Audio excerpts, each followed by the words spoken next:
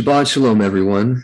We're gathered together in fellowship on the second of the 8th month, according to our Creator's calendar from the Dead Sea Scrolls as we reckon it. It is also the 16th of October, 2021, and we are continuing with our reading and study of what is called the Recognitions of Clement. We're on Book 1, Chapter 53, and we've gone over Kepha, explaining the creation account once again to Clement, and then history from the beginning all the way to their times. And we're currently at the animosity of the Yahudim after our Mashiach has come and their general rejection of him. So without further ado, we'll go ahead and get started. This is Book 1, Chapter 53, Animosity of the Yahudim. So there is not the least doubt concerning Mashiach, and all the unbelieving Yahudim are stirred up with boundless rage against us, fearing lest he against whom they have sinned should be he. And their fear grows all the greater, because they know that as soon as they fixed him on the stake, the whole world showed sympathy with him, and that his body, although they guarded it with strict care, could nowhere be found, and that innumerable multitudes are attaching themselves to his belief.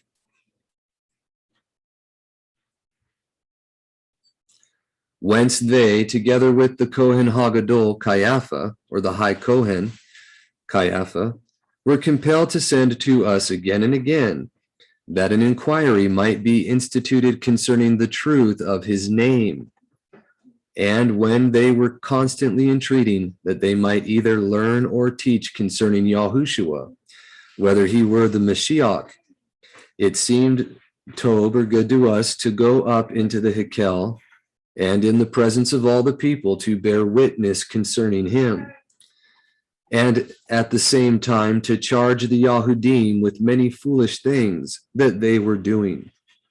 For the people were now divided into many parties, ever since the Yamim, or days of Yahuchanan, the dunker or immerser, it says. Chapter 54, Yahudi sects. For when the rising of Mashiach was at hand for the abolition of Zebachim, or sacrifices, and for the bestowal of the favor of mikvah, or immersion, the enemy, comprehending from the predictions that the time was at hand, wrought various schisms among the people, that if it might be possible to abolish the former sin, the latter fault might be incorrigible, not able to be corrected. I'm sorry for butchering that. I did want to point out this very thing, or this phenomenon that's mentioned here, is exactly what we see going on right now, where as time has gone closer to his end and the return of our Mashiach, we are having more and more schisms, more and more divisions, and more divide and conquer, different sects for people to have opinions to be contrary to one another instead of being of one accord. So you can see the same patterns that he had going on here, he's doing in a much larger scale. So it says, the first schism, therefore, was that of those who were called Zedekim, in this case, Sadducees, which took their rise almost in the time of Yahuchanan. And then if anyone is familiar with the writings of Josephus, or it's called Flavius Josephus in common English, but he was known as Yahusuf, right? He was one of the Kohanim of the sons, descendant of the Maccabees, actually, not the ones that reigned in Simon's line, but Yahuchanan's. In his writings, he explains, or he informs us, that the rise of the Sadducees and the Pharisees happened predominantly during the time of Alexander Janus, is what he's called. And he was shortly before the rise of Herod and the coming of our Mashiach. The schism between these people came up, and it was a little bit before Yahuchanan, however. It says, these, as more righteous than others, began to separate themselves from the assembly of the people, and to deny the resurrection of the dead, and to assert that by an argument of infidelity, saying that it was unworthy that Yahuah should be worshipped, as it were, under the promise of a reward. The first author of this opinion was Dositheus. The second was Shimon. Another schism is that of the Samaritans, for they deny the resurrection of the dead and assert that Yahuah is not to be worshipped in Yerushalayim, but on Mount Gerizim. And if you're familiar, it's also mentioned by Josephus, but during the time of Alexander the Great, there was a gentleman that was contending of the people that were brought in when the northern kingdom was taken out. And he had made an agreement with Alexander the Great to be allowed to build a temple in Samaria, or Mount Gerizim specifically. And that was after there was two brothers that were of the Kohanim that were both serving as the High Kohen. And one of them married the daughter of the Samaritan gentleman who was of those nations that were not to be, it was not to be done, particularly of a son of Louis, if you know the instructions regarding them. So when that was brought to his attention, he was told to either give her up or give up your position. So he told his father-in-law that he had to separate from his wife to be able to keep his dignity and his position. His father-in-law contrived to have a new Hikel built so he could be the Kohen there. And he switched over, kept his wife, and his children had been the Kohanim in that Hikel until it was destroyed. And they still had records of that to this day, of the Kohanim, of the sons of Aaron that still were ruling over those people. This is, they indeed rightly from the predictions of Moshe expect the one true foreteller, but by the immorality of Dositheus they were hindered from believing that Yahushua is he whom they were expecting. The scribes also and the Pharisees are led away into another schism, but these being immersed by Yahukanon and holding the word of truth received from the tradition of the people, and holding the word of truth received from the tradition of Moshe as the key of the Malkuth Shemayim, have hid it from the hearing of the people. And it's the key of knowledge that our Mashiach talked about. Some people have different ideas about what that is supposed to mean, but it's literally knowledge of the truth. They hid the knowledge of the truth from the people. And this is the same thing. It's the truth that was received from the tradition of Moshe. My screen's not scrolling. Thank you. We'll get that. Mine's still at the bottom of 46. So once again here it says, and holding the word of truth received from the tradition of Moshe as the key of the Malkuth or reign of the Shemayim, have hid it from the hearing of the people. Yea, some even of the taught ones of Yahukanon, who seemed to be great ones, have separated themselves from the people and proclaimed their own master as the Mashiach. But all these schisms have been prepared, that by means of them the belief of Mashiach and the kingdom or immersion, mikvah, might be hindered. However, as we were proceeding to say, when the High Kohen had sent Kohanim, or had often sent Kohanim to ask us that we might discourse with one another concerning Yahushua, when it seemed a fit opportunity, and it pleased all the kahal or congregation, we went up to the Hikel or temple, and standing on the steps together with our trustworthy brothers, the people kept perfect silence. And first the Kohen Hagadol began to exhort the people that they should hear patiently and quietly, and at the same time witness and judge of those things that were to be spoken. Then, in the next place, exalting with many praises the right of sacrifice that had been bestowed by Yahuah upon the race of man for the remission of sins, he found fault with the immersion of our Yahushua, as having been recently invented in opposition to sacrifice, or to the sacrifice.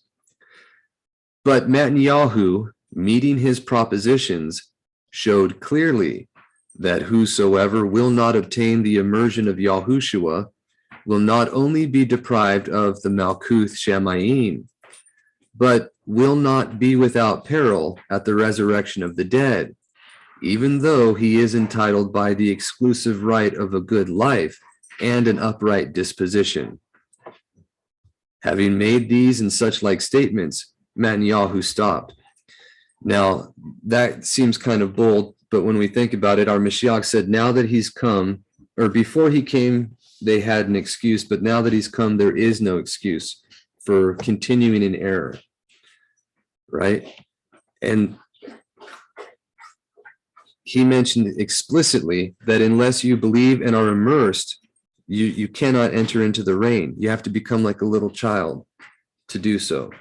So these are things that he enjoined specifically for believers. And this is something that he was proving to them. And also the idea that immersion was foreshadowed is something that they allude to later on that we'll get to. But the Zaddikim, or the Sadducees, refuted. But the party of the Zaddikim, in this case Sadducees, who deny the resurrection of the dead, were in a rage, so that one of them cried out from amongst the people, saying that those greatly err who think that the dead ever arise.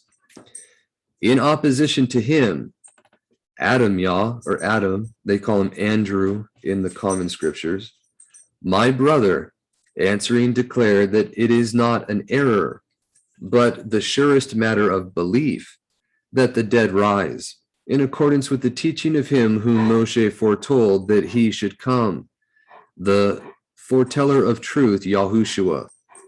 Or if, says he, you do not think that this is he whom Moshe foretold, let this first be inquired into, so that when this is clearly proved to be he, there may be no further doubt concerning the things that he taught. And these and many such like things Andrew or Adam Yah proclaimed, and then stopped. I don't know if you're familiar with it, but the significance is if they can prove that he was the foreteller whom Moshe foretold, then we have to listen to him, and anyone that doesn't is cut off from among the people.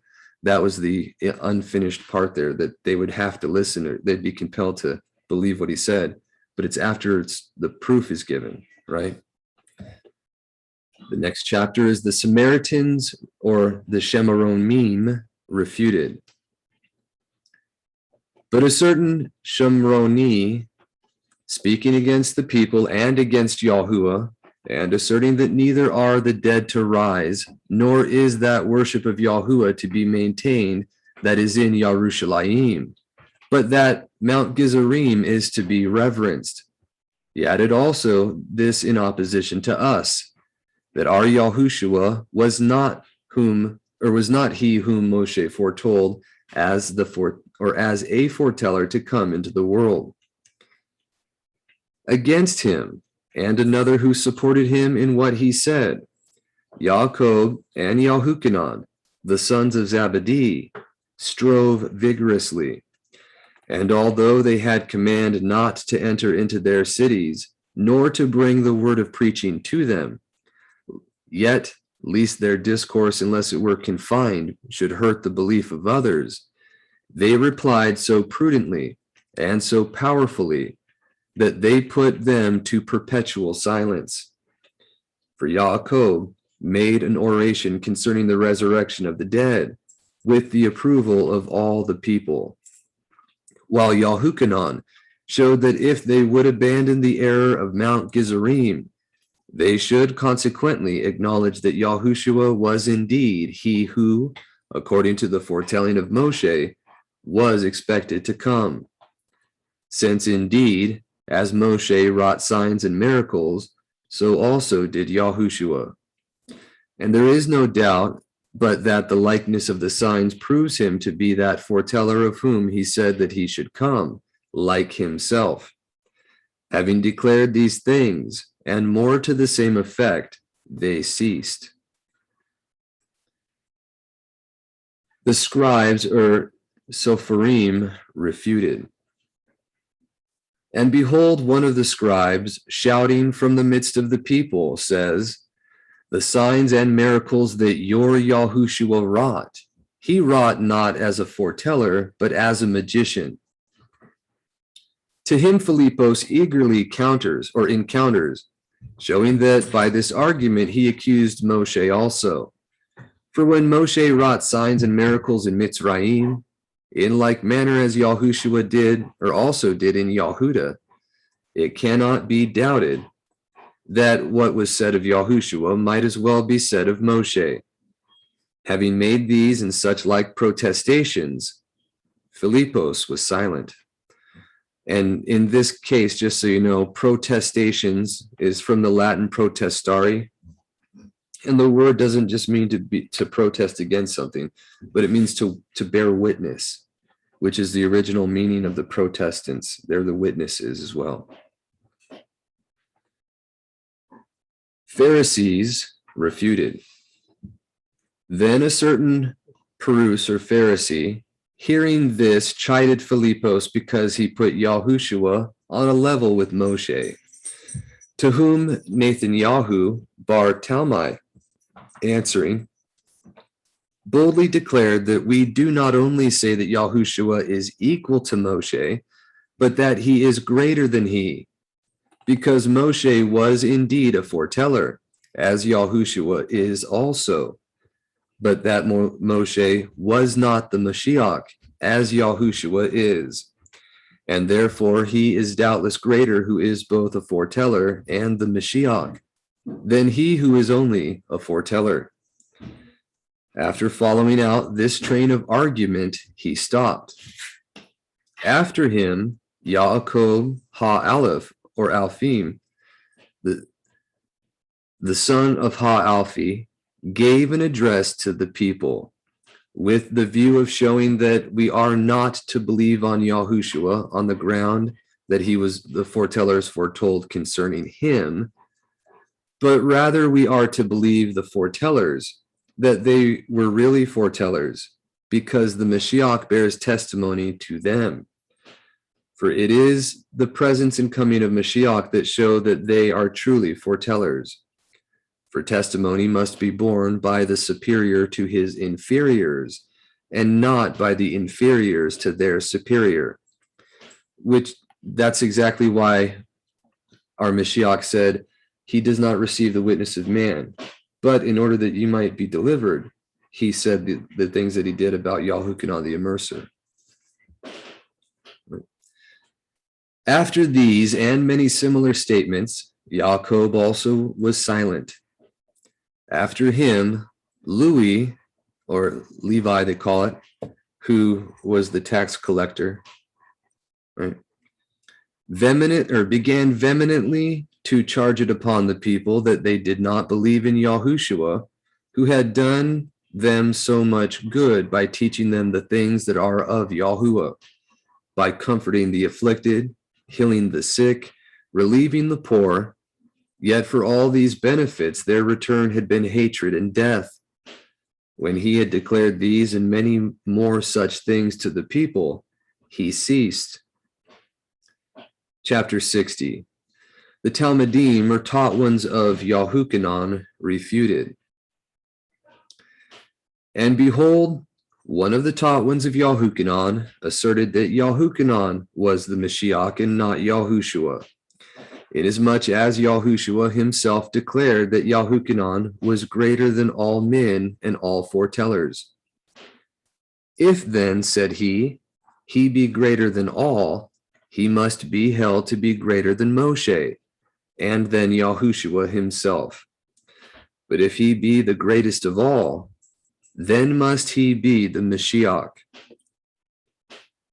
Now, this is also explained, or this argument's brought up in Irenaeus against heresies, and it might be elsewhere. I can't say for certain right now, but he explains very clearly that Yahuah was considered the greatest born of women because he was not only a foreteller, foretelling the advent of Yahushua Mashiach, but he was also an emissary declaring him after he appeared, because he said, "Behold, the Lamb of Elohim who takes away the sins of the world."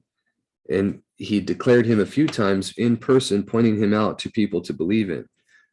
So he was not only foretelling his coming before him, but also pointing him out when coming. And that was what he was considered to be greater than, as a foreteller and an emissary, or as they call an apostle. But it says, to this Shimon Kanai, or the zealot, answering, asserted that Yahuah was indeed greater than all the foretellers and all who were born of women, yet that he is not greater than the son of Adam. Accordingly, Yahushua is also the Mashiach, whereas Yahuah is only a foreteller. And there is as much difference between him and Yahushua as between the forerunner and him whose forerunner he is, or as between him who gives Torah and him who keeps Torah. And this is explained elsewhere even more clearly, that Yahushua is not only the Torah, but he's the Torah giver. He's the one that spoke from Mount Sinai, because no man's seen or heard the Father. It says, having made these and similar statements, the zealot also was silent. After him, Yahusuf Barnabas, who also is called Matniyahu, who was substituted as a sent one in place of Yahudah of Kiriot, began to exhort the people that they should not regard Yahushua with hatred, nor speak evil of him. For it were far more proper, even for one who might be in ignorance or in doubt concerning Yahushua, to love than to hate him. For Yahuah has affixed a reward for loving and a penalty for hating. And this is seen even in the common scriptures, even in the writings like the Proverbs, the Psalms, all throughout the beginning. If you return tob, or good, for evil, you heap coals of fire on their head, and Yahuah rewards you. It says it plainly in the Proverbs. There's other places that are just as clear, that the benefit of loving others, doing right for them, even when they're not doing it themselves, only is to your credit. It says, for the very fact, said he, that he assumed a Yahudi body and was born among the Yahudim, how has it not this incited us all to love him? When he had spoken this and more to the same effect, he stopped. All right. Kepha answered. Then Kepha attempted to impugn the doctrine of Yahushua, saying that he spoke vain things. For he said that the poor are Baruch, and promise, or blessed as it says, prosperous. The word in the Hallelujah scriptures, they have in the Hebrew there is ashrei, which they translate as blessed in many places, but it literally means to be happy, to be prosperous, to be confirmed, authenticated, and strengthened, walking straight. It means all those things at the same time. So you are confirmed, strengthened, authenticated, and happy and prosperous because you are walking straight. So it all works together there. But that's how they make that word say blessed. I can't tell which one this is supposed to be, but if you're going by what it says there, it said that the poor are ashrei, or prosperous, right? And he promised earthly rewards and placed the chief gift in an earthly inheritance, and promised that those who maintain righteousness will be satisfied with meat and drink. And many things of this sort he is charged with teaching. Toma, in reply proves that his accusation is frivolous, showing that the foretellers in whom Caiapha believes taught these things much more, and did not show in what manner these things are to be, or how they are to be comprehended. Whereas Yahushua pointed out how they are to be taken. And when he had spoken these things and others of like kind, Tomna also held his shalom. So he was contending that he said that the poor will be prosperous and that they'll have food and drink and other things that you can see clearly don't happen in this existence. And so it was replied that the foretellers say the same, but they do it even more than he did. However, he clearly taught the order in which they are to be received. And Kepha goes on to explain further along in the book, we'll cover it later on. But he mentions that those that endure in poverty without coveting another man's stuff are guaranteed the rain, which is why they're enjoined that they're happy and they'll be given unspeakable good things forever, right? But here we go. Continuing, this is chapter 52, Foolishness of Preaching. Therefore, Caiapha, looking at me, and sometimes in the way of warning, and sometimes in that of accusation, said that I ought for the future to refrain from preaching Mashiach Yahushua, lest I should do it to my own destruction, and lest, being deceived myself, I should also deceive others. Then, moreover, he charged me with presumption, because though I was unlearned, a fisherman and a rustic, I dared to assume the office of a teacher. As he spoke these things and many more of like kind, I said in reply that I incurred less danger if, as he said, this Yahushua were not the Mashiach, because I received him as a teacher of Torah, but that he was in terrible danger if this be the very Mashiach, as assuredly he is, for I believe in him who has appeared. But for whom else who has never appeared does he reserve his belief? Yet if I, an unlearned and uneducated man, as you say, a fisherman and a rustic, have more comprehension than wise elders, this, said I, ought the more to strike terror into you. For if I disputed with any learning, and won over you wise and learned men, it would appear that I had acquired this power by long learning, and not by the favor of Elohim's power. But now, when, as I have said, we unskilled men convince and overcome you wise men, who that has any sense does not perceive that this is not the work of man's refinement, but of Elohim's will and gift? Thus we argued and bore witness, and we who were unlearned men and fishermen taught the Kohanim concerning the unified Yahuah of the Shamayim, or the one Yahuah of the Shamayim, the Sadducees concerning the resurrection of the dead, the Samaritans concerning the set-apartness of Yerushalayim, not that we entered into their cities, but disputed with them in public. And he keeps mentioning this particular part because if you remember, when Yahushua was turning his face to head up to Yerushalayim and he was going there to meet his passion, he was rejected by the Samaritans. When they saw that he desired to go there, they would not receive him. And his answer was, all right, don't go to them when he sent out his taught ones, because as they receive the truth, so he'll receive them. That same theme is something that you see in the beginning of this book when Clement received Yahusuf Barnabas with all kindness, took him into his own home and treated him well, sent him on his way. And because of his disposition and how he received an emissary or a taught one of the truth, he in likewise was received and carried along until it was returned to him.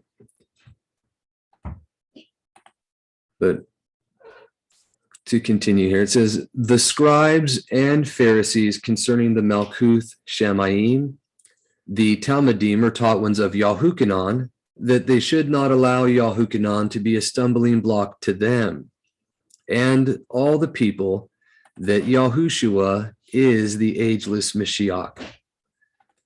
At last, however, I warned them, and this is Kepha still speaking. He said, I warned them that before we should go forth to the nations to preach to them the knowledge of Yahuwah the Father, they should themselves be reconciled to Yahuwah, receiving his Son. For I showed them that in no way else could they be delivered, unless through the favor of the Ruach HaKodesh, or the set-apart Ruach, they hastened to be washed with the mikvah in Yahushua's name, and receive the set-apart Ruach of Yahuwah in his name, whom alone they ought to believe concerning those things that he taught, so they might merit to obtain ageless deliverance. But that otherwise it was utterly impossible for them to be reconciled to Yahuwah, even if they should kindle 1,000 altars and 1,000 high altars to him. There's another reference to the importance of his name. People might say, well, his name means his character. His name means his reputation. His name means his disposition, where he's at, what he's known for. And all of those things are absolutely true. It's literally the definition of Shem in Hebrew, but it's also literally his name, his actual given name, both the Father and our Mashiach. And to be immersed in that name is a necessity for a believer. So if you don't have the right name, that's an issue.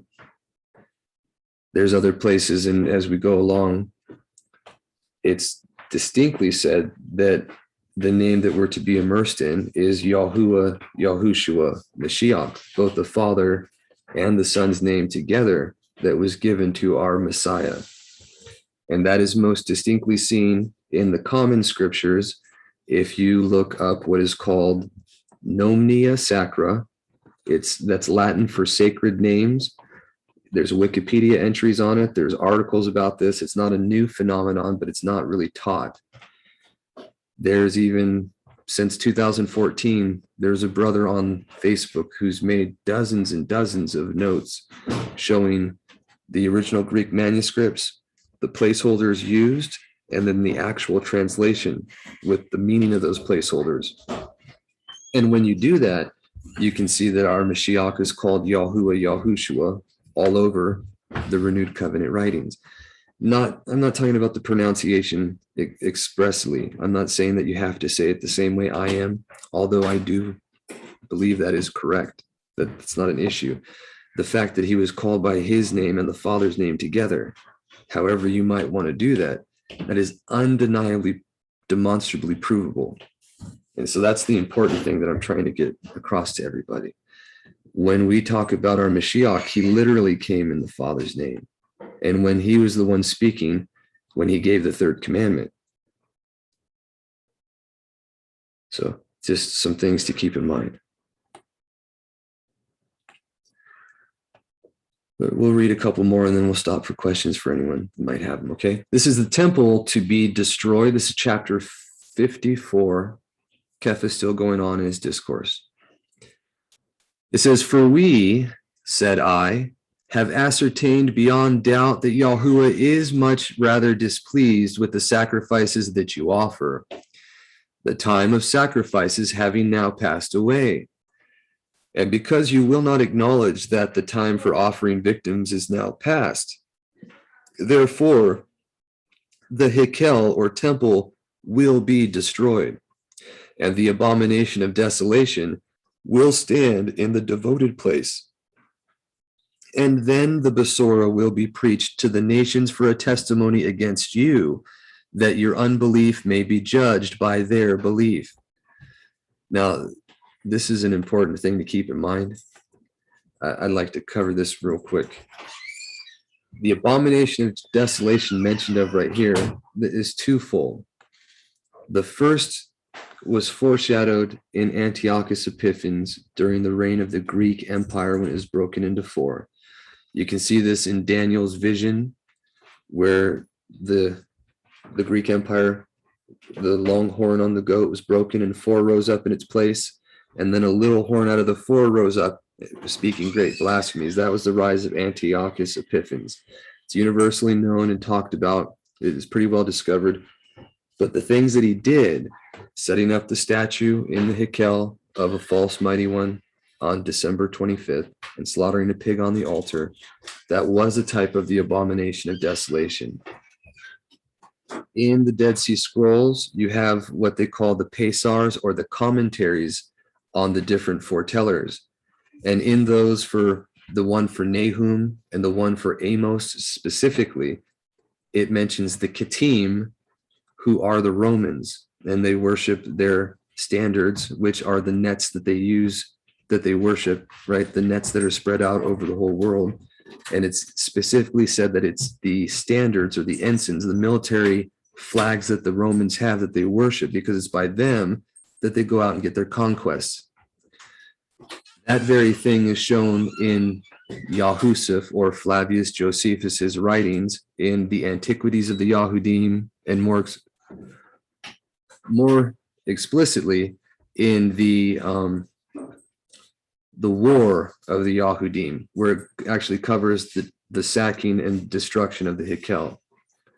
But he mentions in there, when the temple or the Hikel was destroyed, the Roman legions gathering there with their ensigns and worshiping as a foresign of that abomination of desolation being done physically right there. That was acknowledged by them and foretold in the Dead Sea Scrolls, but acknowledged by Josephus, right? The fullest culmination of the abomination desolation, if you recall, and anyone's been watching those anti-Mashiach for Dummies videos, was during the time of Vespasian, where that very thing happened.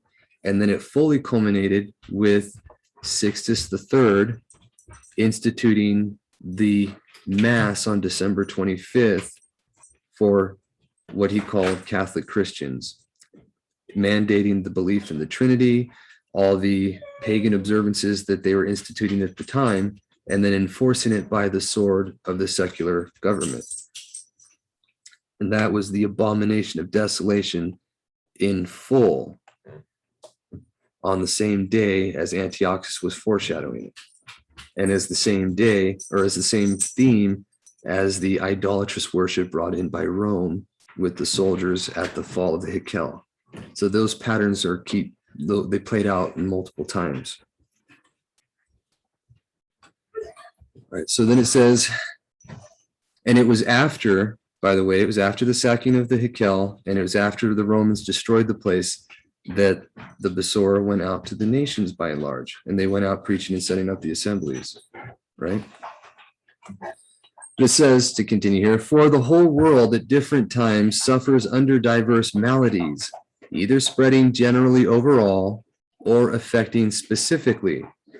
Therefore, it needs a physician to visit it for its deliverance. We therefore bear witness to you and declare to you what has been hidden from every one of you. It is for you to consider what is for your advantage. Right, and this is the tumult stilled by Gamliel. This is when I had thus spoken, the whole multitude of the Kohanim was in a rage, because I had foretold to them the overthrow of the Hikel. Because Gamliel, who was secretly our brother in the belief, but by our advice remained among them, saw that they were greatly enraged and moved with intense fury against us.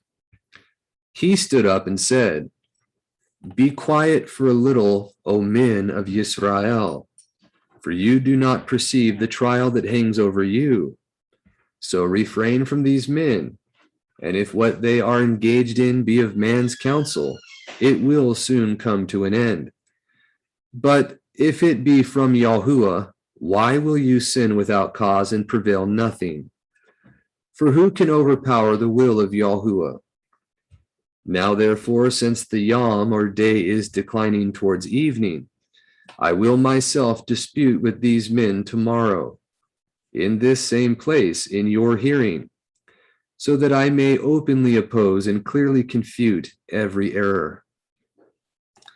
By this speech of his, their fury was to some extent checked, especially in the hope or expectation that the next day should be that next day we should be publicly convicted of error. And so he dismissed the people peacefully or in shalom. All right, just one moment. We'll pause here. All right, so we're going to try to get a little bit further here, and we'll cover up to, Abba willing, when Sha'ul makes his appearance for the first time. And you can see how he was doing some of the things where he was reviling the believers and persecuting them, as it's mentioned in the book of Acts, but this part isn't specifically enumerated there. So it says, discussion resumed. Now when we had come to our Yaakov, while we detailed to him all that had been said and done, we supped and remained with him, spending the whole night in supplication to Almighty Yahuah. That's Yahuah Shaddai in Hebrew, right? That the discourse of the approaching disputation might show the unquestionable truth of our belief. Therefore, on the following Yom, Yaakov the overseer went up to the Hikel with us and with the whole Kahal, or congregation. There we found a great multitude which had been waiting for us from the middle of the night.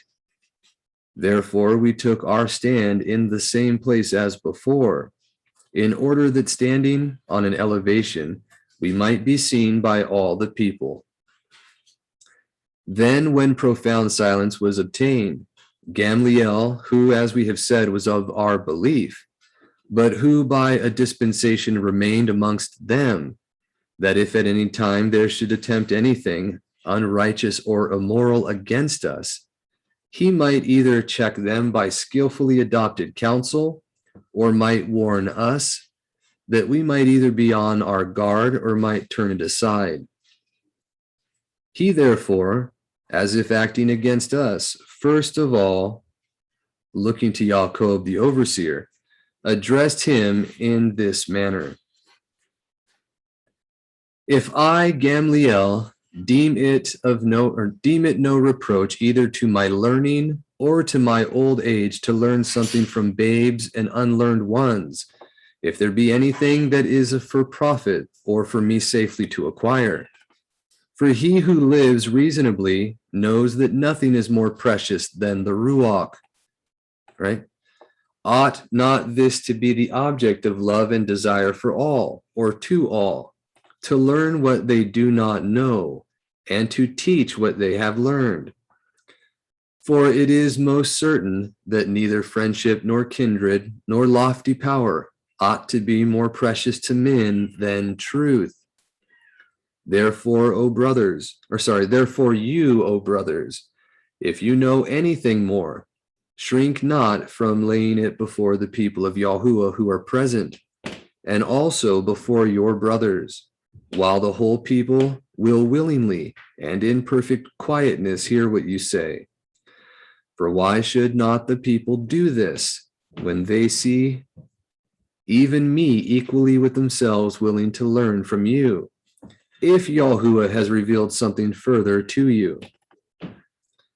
But if you in anything are deficient, do not be ashamed in like manner to be taught by us, that Yahuah may fill up whatever is wanting on either side.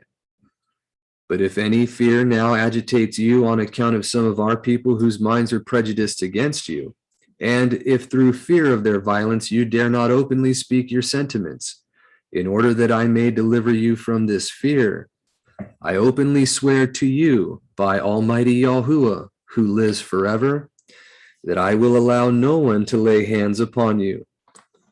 Since then you have all this people witnesses of this my oath, and you hold the covenant of our oath as a fitting pledge. Let each one of us, or let each one of you, without any hesitation, declare what he has learned, and let us brothers listen eagerly and in silence. These sayings of Gamliel did not much please Kepha, And holding him in suspicion, as it seemed, he began to insinuate himself cunningly into the discussions.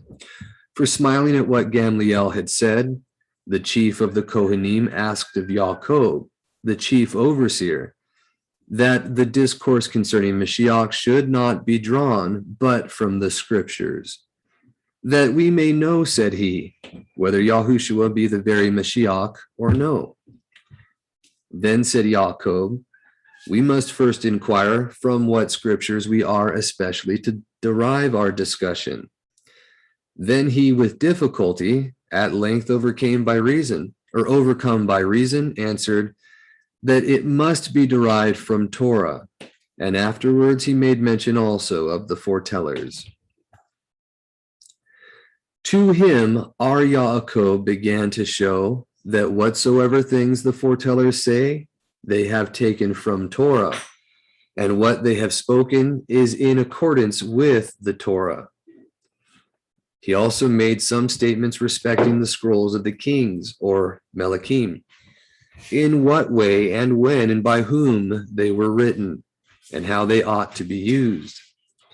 And when he had discussed most fully concerning Torah, and had by a most clear exposition brought into light whatever things are in it concerning Mashiach, he showed by most abundant proofs that Yahushua is the Mashiach, and that in him are fulfilled all the foretellings that related to his humble coming. For he showed that two comings of him are foretold, one in humiliation, which he has accomplished, the other in esteem, which is hoped for to be accomplished, when he will come to give the Malkuth or reign to those who believe in him, and who observe all things that he has commanded. And when he had plainly taught the people concerning these things, he added this also, that unless a man be immersed in water in the name of Yahushua, as Yahushua taught, he can neither receive remission of sins nor enter into the Malkuth Shamayim.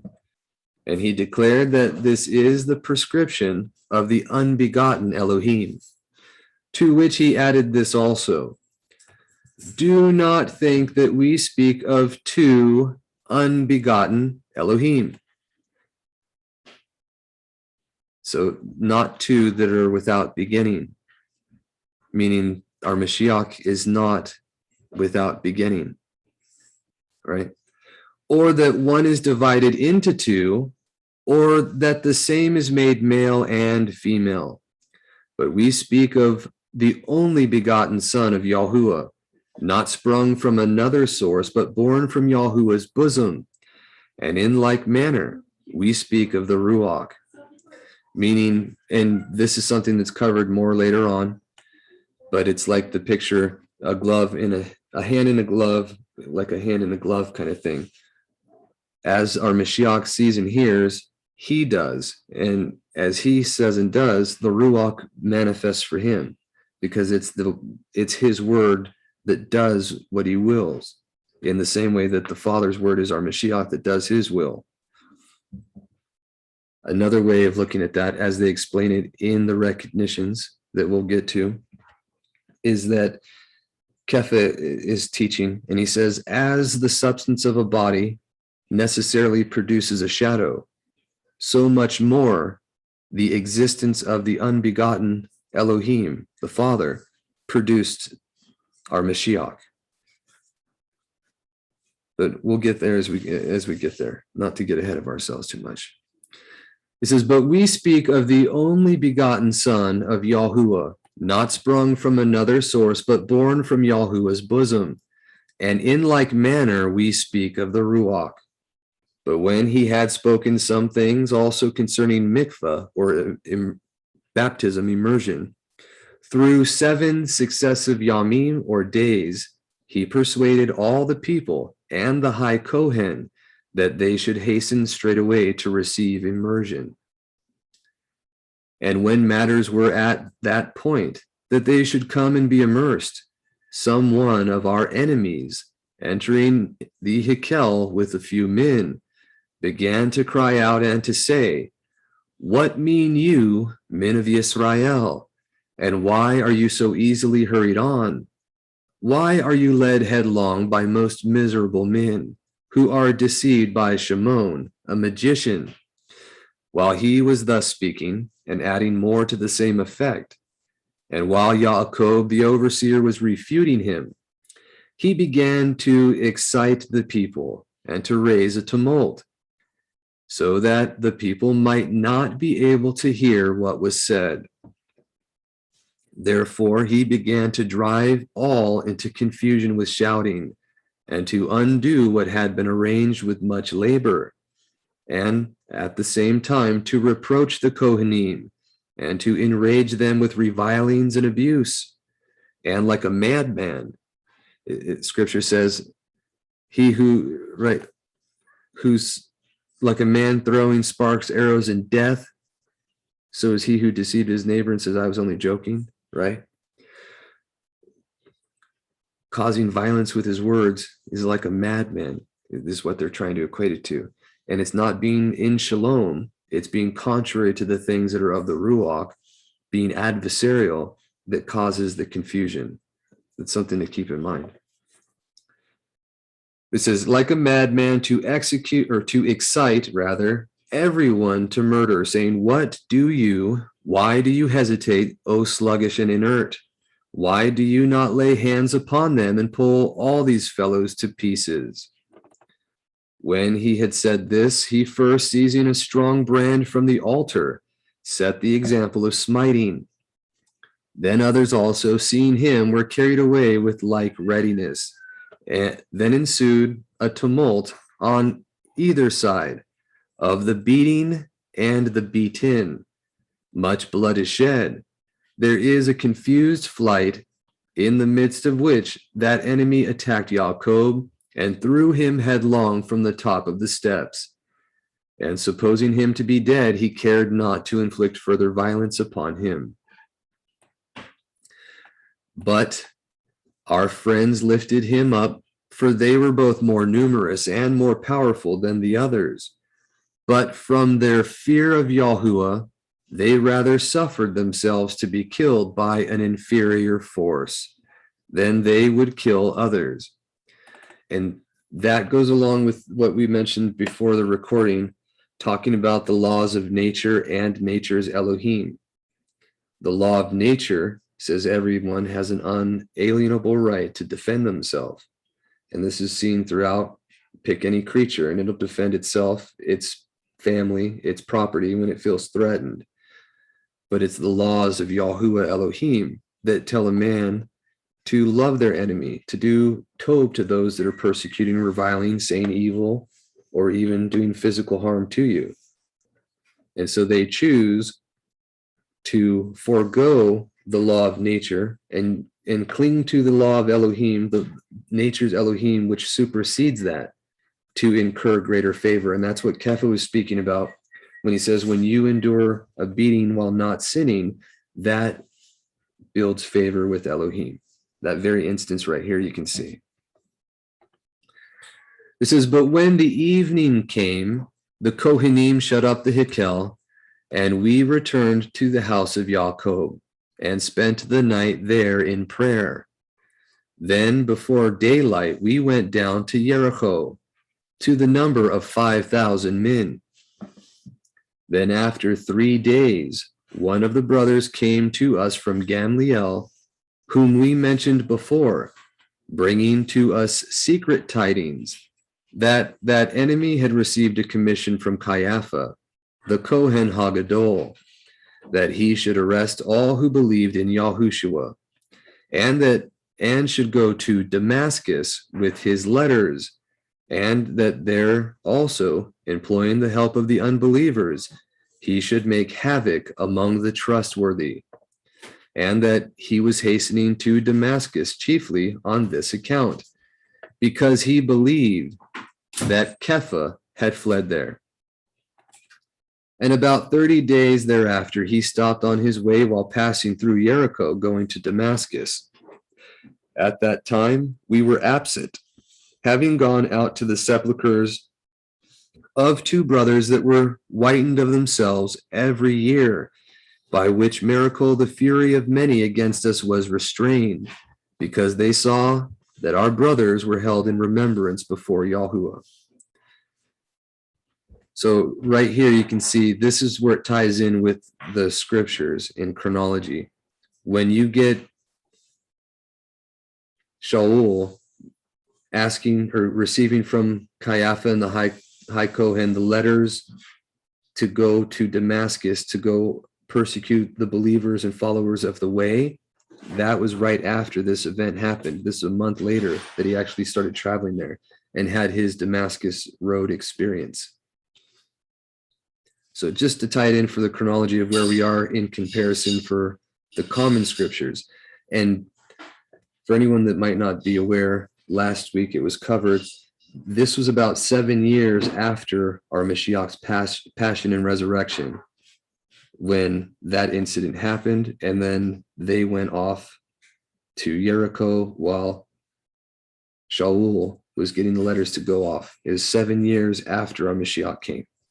So with that, I think this is a good place to stop for this Yom. You all have a wonderful Shabbat, and we will see you next time. Shabbat Shalom.